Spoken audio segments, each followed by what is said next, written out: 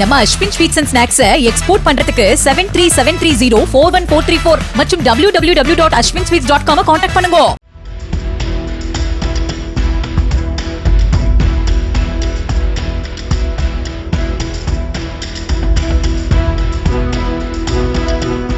தமிழ்நாடு அரசின் ஆதி திராவிடர் மற்றும் பழங்குடியினர் நலத்துறை சார்பில் பள்ளி கல்லூரி மாணவ மாணவியருக்காக உள்ள 1331 ஹாஸ்டல்களில் 65,000க்கும் மேற்பட்ட ஏழை எளிய மாணவர்கள் தங்கி படித்து வருகின்றனர்.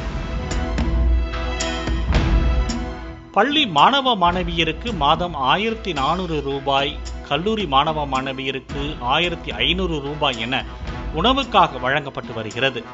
தமிழ்நாடு அரசின் 2023-24 பட்ஜெட்டில் நகர பகுதிகளில் செயல்படும் மாணவர் விடுதிகளில் 7 கிலோமீட்டருக்கு ஒரு சமையலறை அமைக்கப்பட்டு தனியார் நிறுவனம் மூலமாக உணவு தயாரித்து வழங்கப்படும் என அறிவிக்கப்பட்டது.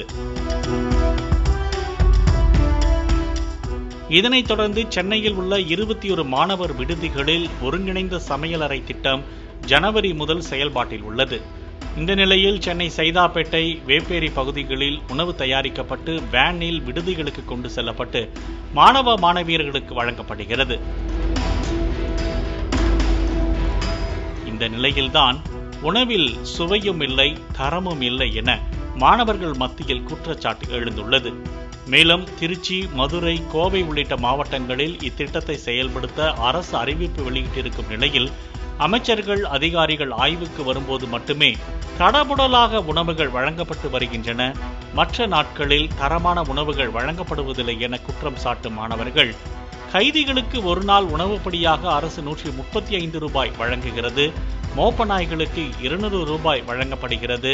ஆனால் ஹாஸ்டலில் தங்கியுள்ள ஒரு மாணவருக்கு உணவுப்படி 50 ரூபாய் தான் வழங்கப்படுகிறது. சிறை கைதிகளை விட, நாய்களை விட எங்களுக்கு கொடுக்கும் முக்கியத்துவம் இப்படித்தான் இருக்கிறது. எனவே ஹாஸ்டலில் தங்கியுள்ள ஏழை எளிய மாணவர்களுக்கு உணவுப்படி 50 ரூபாய் என்பதை 100 ரூபாயாக உயர்த்தி கொடுக்க வேண்டும் எனவும் கோரிக்கை வைக்கிறார்கள் மாணவ மாணவியர்கள். நம்ம Ashwin sweets and snacks export பண்றதுக்கு 7373041434 மற்றும் www.ashwinsweets.com கான்டாக்ட் பண்ணுங்க.